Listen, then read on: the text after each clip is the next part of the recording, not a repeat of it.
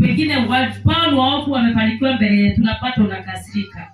Ile hasira inakuunganishanga pamoja na wao. Praise the Lord. Vile Mungu alivyokuwa ananifunulia neno lake, wakati unakasirika unakuwa mmoja wao, na Mungu vile amenena ghadhabu yake juu ya watenda mabaya, unakuwa mmoja wao wa ghadhabu ya Bwana kukupata pia wewe. Praise the Lord. Na unakuwa mmoja wa kuangamia.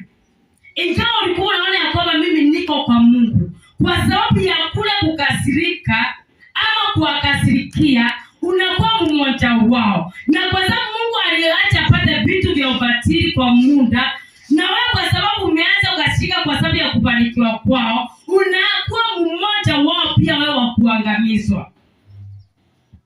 Praise the Lord. Biblia inasema ya kwamba ukomeshe hasira, uache ghadhabu. Komesha hasira, acha kukasirika, uache ghadhabu.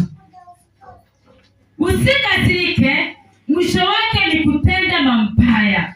Ukikasirika, mwisho wa kukasirika ni kufanya nini? Ni kutenda mabaya. Na ukifanya mabaya, Mungu anakuunganisha na watenda maovu.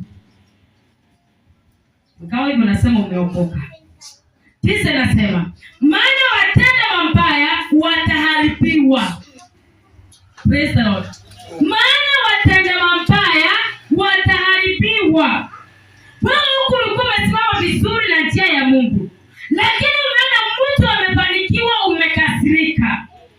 Kwa sababu acha kwa mtu wa kumcha Bwana. Na umekuwa mtu wa kumcha Bwana mpando haujabarikiwa. Kule kukasirika kwako kuna kufanya uwe mtenda maovu. Na ukikuwa mtenda maovu, unaunganishwa pamoja na wale watenda maovu. Kwa hiyo Mungu tisa, maana watenda mabaya wataharibiwa. Kwa hiyo Mungu akija kuharibu watenda maovu, unakuwa mmoja wao, unaangamizwa pamoja na wao. Praise the Lord. Unashindwa moja siendelee. Mbona nimekaa katika wokovu na sisongi mbele? Mbona sioni kufanikiwa? Ni kwa sababu tuko kanisani, lakini wakati Mungu anapoachilia ghadhabu yake kwa watenda maovu, tunapatikana huko.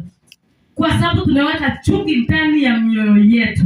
Tumeweka hasira ndani ya mioyo yetu. Mambo tunayoyawaza ni mambo maovu.